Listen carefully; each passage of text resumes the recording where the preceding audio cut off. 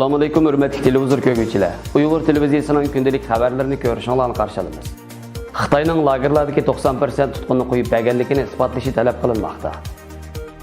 Gollandiyadagi Urumchi Uyg'ur restorani buzg'unchilik qushirdi. Donald Trump Xitoy davomli Amerikani qaqti-soqti qilyotdi dedi.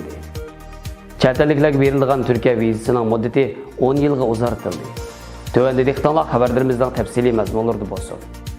New York vaqti gazeti xabarida 30 iyul kuni atalmış Uyg'ur avtonom rayonining raisi Shuhrat Zakir bilan Maun raisi Erkin Tonyaz Beyjingda axborot e'lon qilish yig'ini o'tkazib, 90% yoki undan ko'p lagerda tutqun qilinganlarning qo'yib berilganligini bildirgan.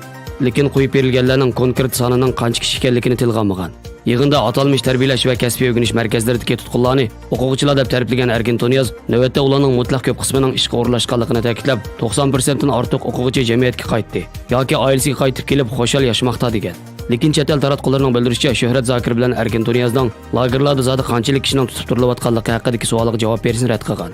Kishilik huquq tashkilotlarining ilgari surishicha, Shuhrat Zakir va Erkin Tonyazlarning so'zlariga faqat xalqaro mustaqil tekshirish guruhi Sharq Turkistonda tekshirish ilib berib, ularning so'zlarining rostligini isbotlaganda ishonishga bo'ladi degan.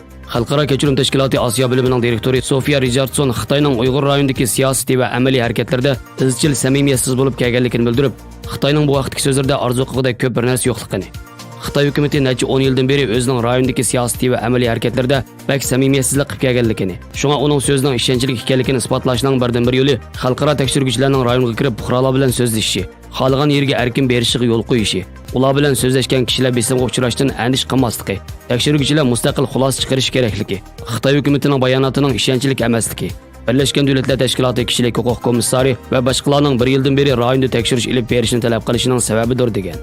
Shuhrat Zakir bilan Erkin Tonyazning axborot yig'ini qilgan lagerlar haqidagi so'zining Xitoy taratqularida har xil berilishi chet el taratqularida ba'zi gumonlarni paydo qildi. Xitoy taratqullarining xabarlarida ular xato gap qilib qo'ygandek, ularning so'zini qaytarib oladigandak xohish bor ekan. Ba'zi taratqularda Shuhrat Zakirning 90% kishi jamiyatga qaytib keldi deganligi, yana ba'zi taratqularda bo'lsa uning qo'yib berilgan 90% kishi ishga o'rlashdi deganligini ta'kidlamoqda.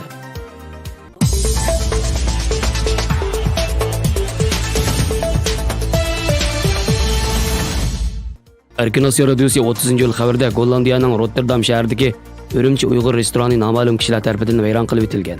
Gollandiyadagi aktiv siyosiy faoliyatchi, Dunyo Uyg'ur qurultiyi madaniyat bo'limining mudiri, xalqaro kechirim tashkilotining a'zosi, Gollandiyaning Rotterdam shahridagi Urumchi Uyg'ur restoranining xo'jayini Zayniddin Tursun apandining bildirishicha, restoran tomoqxonasining tungi kechida noma'lum kishilar tomonidan yana bir qatim buzg'unchilik uchirganligini, buningda Xitoyning qo'li bor deb gumon qilayotganligini ilgari surgan. Zayniddin Tursun apandining bayon qilishicha, uning restoranining noma'lum kishilar tomonidan buzg'unchilik uchirishi tunji qatimli hodisa emas ekan.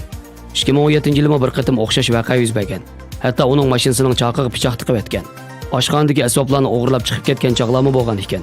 Soqchilar Zayniddin Tursunning boshqa kishilar bilan adovat yo'qligini, Zayniddinning bu ishda chuqur Xitoyning qo'li bor deb qaraydiganligini bilgandan keyin, ular bu buzg'unchilik ishlariga Xitoylarning bevosita qo'l selish imkoni va jur'atining yo'qligini, yerlikdagi kishilarni yollab ishlatgan bo'lish ehtimoli borligini bildirgan. Soqchilar naq maydondan suratga video qilib, deloni mumkin qadar tez aniqlashga tirishadiganligini eskartgan.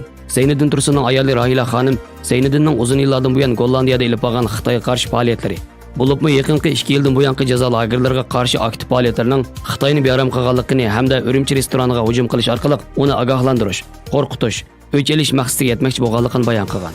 Ilgari Urumchi Uyg'ur restoranida xizmat qilgan Uyg'ur ziyolisi Abduveli Tursun, Farhod Obid qatorliqlar Xitoyning qora qo'lini chet ellarga qadar uzatayotganligini, fursat topsalar chet eldagi Uyg'ur siyosiy aktivlarga zarba berishga urinayotganligini, bu qatimki buzg'unchilikning shuning bir jumlasidan ekanligini ta'kidladi.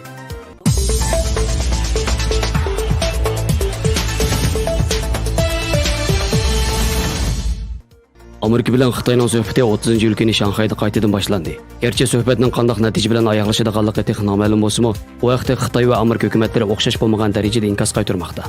Xitoy Xinhua agentligi xabarlarida Amerika vakillari Richard Nixon apandining ziyoratidan ulgu elishi lozim deyish orqali 1972-yili Amerika prezidenti Richard Nixonning Shanxay shahrini ziyorat qilib, Xitoy bilan hamkorlik munosabati o'rnatish kelishimlariga imzo qo'yganligini ishora qildi. Ammo Amerika prezidenti Donald Trump Twitterga yo'llagan uchurda Xitoy bizni davomli aldayman deb xomxiyol qilyapti deb yozgan.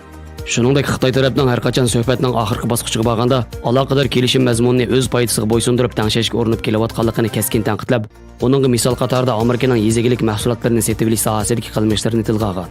Prezident Donald Trump o'zining Twitter uchurda Xitoy hukumatining 2020-yildagi prezidentlik saylamining natijasini kutib suhbatni qasddan so'zayotganligini, Navoda o'zi bu saylamda saylanmay qolsa, keyingi navbatlik yumshoq bosh Amerika prezidentini qo'ldirlatib, o'tgan 30 yildagi o'xshash Amerikani davomli qaqsoqti qilishning qo'yida bo'layotganligini bildirib, Trump o'zining saylamda yengib chiqqandan keyin Xitoyning duch keladiganini hozirgi so'z suhbatida muzokara qilinayotgandan-mo eg'irroq zarba beradiganligini, kelgusida bu xildagi so'z suhbatini to'xtatadiganligini, yaqin kuchli kozirlarni o'ttirib tashlaydiganligini ta'kidladi.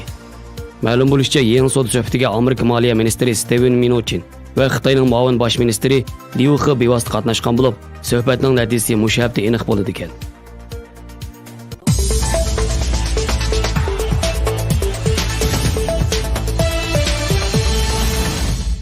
Chet elliklar va xalqaro qo'g'dash qonuni belgilamasining aloqador moddalariga o'zgartirish kirgizilib, Turkiyaga keladigan chet elliklarga o'z turishliq davlatlardagi yoki qonunliq turayotgan davlatlardagi Turkiya elchixonalari tomonidan beriladigan vizaning muddati 10 yilga chiqarilgan.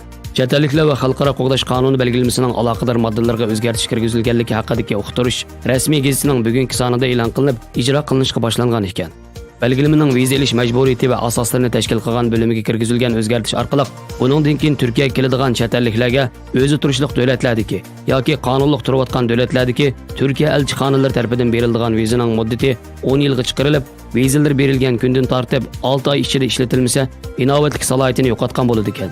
O'zgartirish oldidagi belgilamada bu muddat 5 yil ekan. Xabarlarimizda ko'pininglarga rahmat. Ko'rishguncha omon bo'linglar. Xayr xo'sh. Allohga omonat.